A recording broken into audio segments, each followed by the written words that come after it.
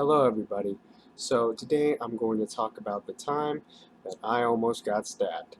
Now, I usually don't like stories where it's, almost. Like, almost is the key word because it's not really a story because it didn't happen, it's just almost. But there's certain situations where I make an exception because, uh, it's like, it's actually something that's worth time and that's worth talking about. Because this isn't a story where I was walking down the street and there was like a crazy guy across the street with a knife and we just passed by. No, it's somebody actually tried to come up to me and try to shank me, type of thing. So I'm going to talk about it. I hope you enjoy it. This was 2015. I was 15 years old at the time. Now, what me and my friends would always do around this time, around this age as well, we would always take the train and we would go to San Francisco and see what we would get ourselves into, because there's nothing really to do in our city other than steal snacks from the grocery store and throw rocks at bums and smoke and just sit around and do nothing. So, might as well, why not just go out and see the world and see what happens. So that's what we would do. And on this day, it was me and my two friends and my friend's little brother. So we go out to San Francisco. We go to the train station and we hop the gate, the fare gate, and the guy that almost stabbed me, I seen him at the station getting a ticket. Let me tell you, this guy is probably the most normal guy I've seen. Like, it makes no sense. I'm still wondering to this day what the fuck was going on through his mind, because the whole thing just made no sense.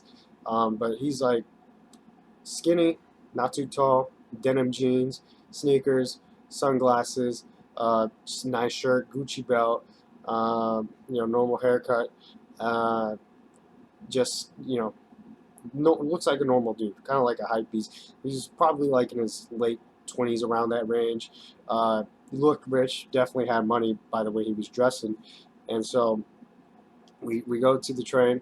We go all the way to the back because we always do that. And usually when we get on the train, we're just fucking around. We're just jumping over the seats. Nobody's there, talking real loud, just messing around, doing backflips on the rails, like trying to grab the rails and then spinning around doing backflips. So we're just having fun. But on this particular day, we weren't doing any of that.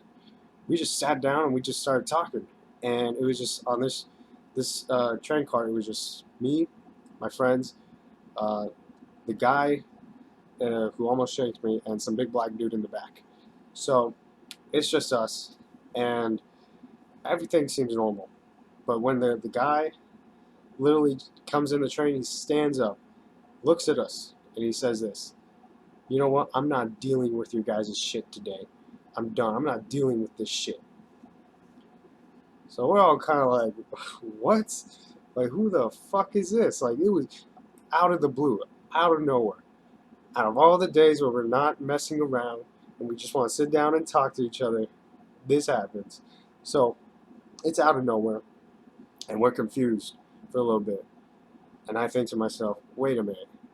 Oh, okay, this guy probably works for the subway. He's probably seen us like hop the thing. He's probably like security or something. But then I was like, wait. No, this guy's not dressed like anything like that. He literally looks like a normal dude.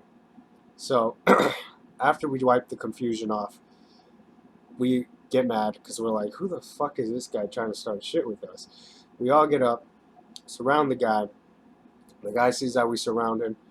The guy stands up, he goes across from us, and he just, the whole time crosses his arms and just facing us.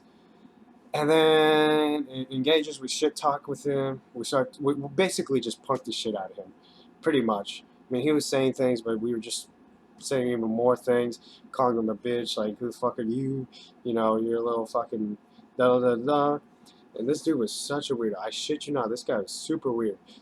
In the midst of all that, he tries to play the victim. That's one thing he tried to do a lot. He tried to play the victim. Like, he said, you know what? I'm a you guys are picking on a gay man. I'm a gay man, and you guys, he was gay, turns out. And then it's just, and then he tries to like white shame my friend. My friend doesn't know anything like that. He don't know none about fucking those things. Like he tries to tell my friend like, oh, you're a white kid growing up in. My friend's not fucking rich. He's literally in the same fucking bummy place that I live in. Like, it's like this guy does not know where he's been. So, I step in front of him. I'm like, you don't know, what he's been through or who he is, blah, blah, blah. And so pretty much we just go back and forth shit talking to him, calling him a bitch and all this other stuff. And this guy was such a weirdo. I shit you not. He literally looks at the youngest kid in the group, my friend's brother. He's probably around 12. Because my friend's brother standing behind us, he started laughing and smirking at the whole thing. Because, he just starts laughing. And the fucking dude points at him and was like, I'm going to kill you. I'm going to kill you. And we all go, whoa. Like, I don't know. Like, it's like, what? It makes no sense. It's just a fucking weirdo. And, you know, after that, we just get more aggressive with him and call him a bitch and whatever. And then I say, you know what? Fuck it. Let's just handle this how we're supposed to handle it. Let's just fucking get this over with. Throw hands, square up. And I tell him to square up. And, I'm sitting down. And as we're going back and forth, finally, thankfully, about to fight, this fucking dude comes walking up to me in the middle of the aisle. I stand up. I square up. And once he gets close, I throw a fast jab just to measure distance, and he leans back, right, and he stops and he starts stepping back. So when he steps back, I'm like, where are you going? Like I didn't even hit you. Like I just threw a little fucking jab, and then, mind you, I did not wear glasses or contact lenses at the time. My vision is not the best, so I went like 2 to 3 years without any glasses, without being able to see normally. Uh, why? I don't know. I thought I was able to see well, but it wasn't until like down the road I put on glasses and I'm like, whoa, is this really what I've been missing out on? And so I wasn't wearing glasses at this time, so I didn't see clearly the first time. But when he steps back and walks back, and then he starts coming forward again, I noticed once he got closer, he had something he was coming like this, something in his hand he was holding on to. It was a sharp metal object. I don't know if it was a pen, silver pen. I don't know if it was, one of those things you clean your nails with. It looked like one of those things, or if it was like a silverware knife. I'm not sure. But he was coming up to me and he trying to shake me with that. And he just stands, and I throw another jab, and it gets him. He stops again, and then he just looks at me. And he says this, does all this without saying anything, and he goes back to where he was standing originally, and the whole time he just stays in that spot, and I'm like, are you serious? You such a bitch! Like I'm over here just trying to fight, and you're over here trying to fucking do something else. It just shows how much of a bitch you are that you need to come up to me and try to stab me, and I'm just trying to fight, and so we're going back and forth. And then he starts saying some crazy shit again too. That you know what? I'm gonna kill you guys. I will kill you guys. And here's the thing that I noticed after it was all said and done.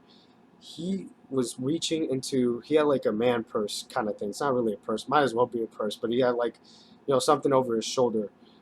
And I noticed his hand was near that bag all the time.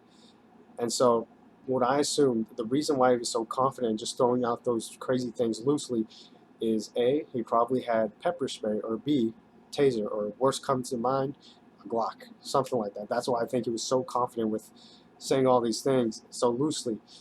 So, after that, the big black dude who was sitting in the back the whole time comes up and he intervenes and he says, you know what, I've been watching all this from a distance since it started. You started shit with these kids for no reason. And we're like, thank you. I knew I wasn't fucking tripping, like, because this was such out of the blue. Like, it was random. It was random. And so, yeah, so he says that. And the gay guy fucking looks at him and he says, you need to get out of my face, because they were pretty close. And then the black dude says, I know you ain't talking to me. I know you ain't talking to me. So we're like, oh shit. Like, you know, I knew we weren't tripping about, like, because we didn't do anything. We fucking, out of all the times we're not doing anything, somebody has to fucking be a weirdo and, you know, do this weird stuff. Fucking, it was so out of the blue. Anyways, so yeah. So after the big black dude said that, like, I know you ain't talking to me, duh, duh, duh, the fucking dude is just silent. And he's just silent the whole time. And the dude looks at me and my friends and he says, you know, man, it ain't worth it. And I tell him, like, you know, I'm just trying to fight him. I just want to fight. That's all I want. He tries to shake me and he's a bitch. Duh, duh, and I'm just saying, you know, I just want to fight him. The guy, you know, he tells me, you know, like it ain't worth it, man, because you know you young, and I seen a lot of like, and I know a lot of young kids who been things like this, and they lost their life, and they just, you know, or they get seriously hurt. It's just not worth it, man. That's all. You know, it's not worth it. And just telling me things like that, and so you know we're like, you know what, we we we did what we could. I tried to fight him, didn't want to fight. We just punked him, you know, and he just stayed silent the whole fucking time. I mean, it's just one of those things where it's like I'm still thinking about like what the fuck was like I don't know what was going through his mind. But anyways, after that, we got to our destination, and I shit you not, what he did made me just want to fucking like grab his little fucking dumbass head and like throw it on the tracks and wait for the train to start. Cause so after that, we get to our station, we leave, and we take one last look at him, and he's sticking his tongue out, throwing up the middle finger, and like you know bluffing about and just like saying, you know, like when a little kid says ha ha ha ha, like he's doing that. And so we're like, this motherfucker has the audacity to do just, you know. So that was annoying. Other than that, we went on with our day, and we went to the piers. We enjoyed the weather, and we just hung out. So it was a fun day. But I hope you enjoy. That's pretty much it. That's all that happened. Hope you like this. I gotta get going. Peace out. I'm out.